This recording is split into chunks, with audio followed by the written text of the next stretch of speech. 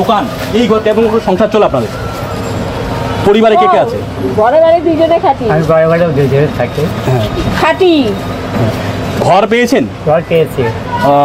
ঘর বাবদ কত টাকা নিয়েছে আপনার কাছে? 45,000 টাকা নিয়েছি। প্রথমে কত টাকা, তারপরে কত টাকা? একবারে 45,000 টাকা দিয়েছি। কিন্তু আপনার কাছে কত টাকা রিসিভ দিয়েছে? 25 আর 18। 25,018। 25,000 টাকা। আজকে আদালতে গিয়েছিলেন? হ্যাঁ, গেছি। আদালতে জানিয়ে এসছেন? অবশ্যই জানাইছি। হ্যাঁ। অন্যান্য খবরে আপডেটের জন্য অবশ্যই নজর রাখুন। নমস্কার, আমি আশিস সেনগুপ্ত, রাজনৈতিক বিশ্লেষক।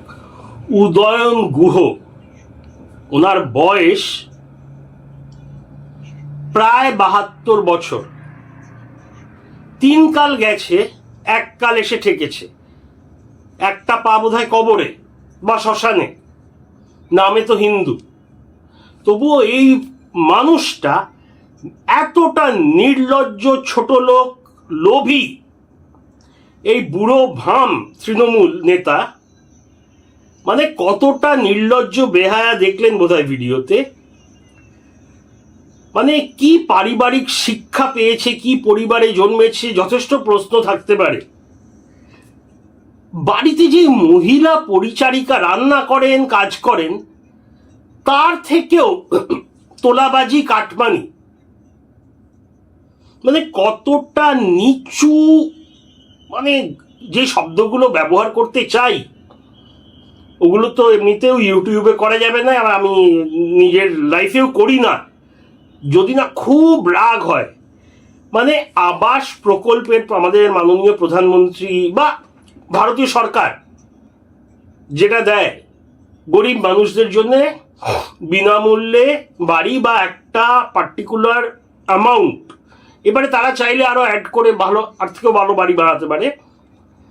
তো সেই প্রকল্পের বাড়ির টাকা ছাড়তে নিজের পরিচারিকার থেকে 40-45 হাজার টাকা নিয়েছে। ভাবতে পারেন, এরা মানে বোধহয় একটা টিভিও অ্যাফোর্ড করতে পারে না বাড়িতে, যা টাকা পয়সা উপার্জন করে।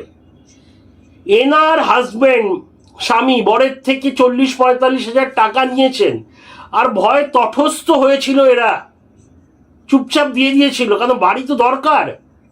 ভাবুন তো, আমার আপনার বাড়ির তলায় যদি একটা পাকা বাড়ি না থাকতো, একটা বাথরুম না থাকতো, একটা মানে ঝড়ের সময় ছাদ উড়ে যাচ্ছে, জল ঢুকে যাচ্ছে, মানে মিনিমাম সুরক্ষা প্রোটেকশন থাকে না একটা ভালো ভদ্রস্থ পাকা বাড়ি না থাকলে, সেটাও পেতে গেলে এই হতদরিদ্র গরিব গ্রামবাসীদের, যাদের কোনো পলিটিক্যাল কানেকশন নেই, কোনো উঁচু নেতা, মন্ত্রী, শান্ত্রী কাউকে চেনে না, অসহায়, নিরুপায়, এদের উপরেও জোর খাটিয়েছিল এই অসভ্য জানোয়ার বুড়ো তৃণমূলের নেতা মন্ত্রী উদয়ন গুহ।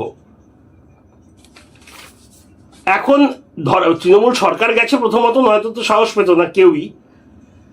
এখন অবশেষে এফআইআর করেছেন, দেখা যাক কি হয়। আপাতত যে উদয়নকে ধরা হয়েছে, গ্রেফতার করে কলারটা ধরে টানতে টানতে কলকাতায় লুকিয়েছিল ব্যাটা, টানতে টানতে কলার ধরে টানতে টানতে নিয়ে গেছে শিলিগুড়ি, উত্তরবঙ্গ, শিলিগুড়ি, দিনহাটা।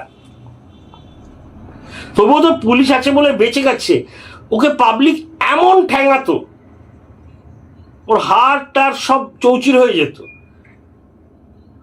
মানে এত রাগের উপর অন্য নেতাদের তো হেলমেট পরায় নাকি, হেলমেট পরিয়ে নিয়ে গেছে কোর্টে। মানে কি করেনি এই লোকটা। হামলা, ভাঙচুর, হুমকি দেওয়া, সন্ত্রাস, বাড়ি ছাড়া করা লোককে শুধুমাত্র বিরোধী রাজনীতি করার জন্যে। আর এর এত দুঃসাহস এই বুড়োটার, তৎকালীন বিরোধী দলনেতা শুভেন্দু অধিকারীরা ওনার উপরে প্রাণঘাতী হামলা করেছিলেন বোধহয় দিনহাটায়, কুচবিহারের কোথাও একটা করেছিলেন, ওইটা আমরা সবাই দেখেছি। গাড়িটা যাচ্ছে রাস্তা দিয়ে, তার উপরে লাঠি, পেট্রোল ঢেলে দেওয়া, বাঁশ দিয়ে হামলা। শুভেন্দুদার ভাগ্য ভালো কেন্দ্রীয় বাহিনী ছিল, কেন্দ্রীয় বাহিনী না, কেন্দ্রীয় সুরক্ষা 10-12 জন ছিলেন, নয়তো সেদিন কি হতো। আর এই উস্কানিটা দিয়েছিল, এদের করেছিল সব এই উদয়ন, এর নামে অভিযোগ। এখন তো রোজ টিভি খুললেই তৃণমূলের, তোলামূলের এই চোরেদের পার্টির লোকেরা, নেতা মন্ত্রী কর্মী যেই হোক জেলে যাচ্ছে, কেউ গুন্ডা, কেউ মুসলমান জিহাদি জাহাঙ্গীরের মতো। মানে এই পার্টিতে সৎ লোক খুঁজে পাওয়া একটা কঠিন ব্যাপার। পুরো ভারতে বোধহয় এরকম রাজনৈতিক দল ছিল না, নেই, আর আসবেও না। কোনো রাজনৈতিক দল ধোয়া তুলসী পাতা না, এমনকি বিজেপিও না, সিপিআইএমও না। কিন্তু এই লেভেলের করাপশন বোধহয় ইউপি বিহারের, মানে এখন তো ইউপি বিহার অনেক শুধরে গেছে, আমি বিজেপির জন্য বলছি না, এমনিতে গত 15-20 বছরে ইউপি বিহারে অবস্থা অনেকটা পাল্টে গেছে। এর মধ্যে বিজেপি সরকারও ছিল, বিজেপি সরকারও ছিল। কিন্তু আগেকার যে আমরা সিনেমায় দেখতাম গুন্ডাগার্দি, সারাক্ষণ অসামাজিক কাজকর্ম, তখনও বোধহয় এরকম মানে সবাই চোর ছিল না কোনো পার্টির। মানে লোকে তো বলছে 90% চোর, সে মন্ত্রী হোক, নেতা, মানে বড় বড় মন্ত্রীরা জেলে। ভাবুন, মানে এরা ধরে নিয়েছে এই পার্টি সারা জীবন থাকবে, নয়তো এদের জীবনকালে তো থাকবেই, যা ইচ্ছা করা যায়।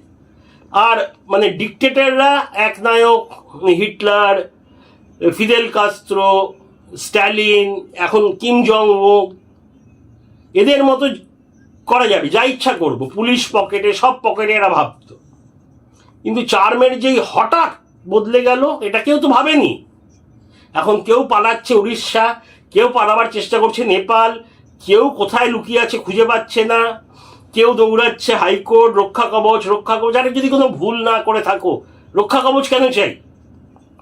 যাই হোক, এমন কিছু কাজ নেই এই উদয়ন বুড়োটা করেনি।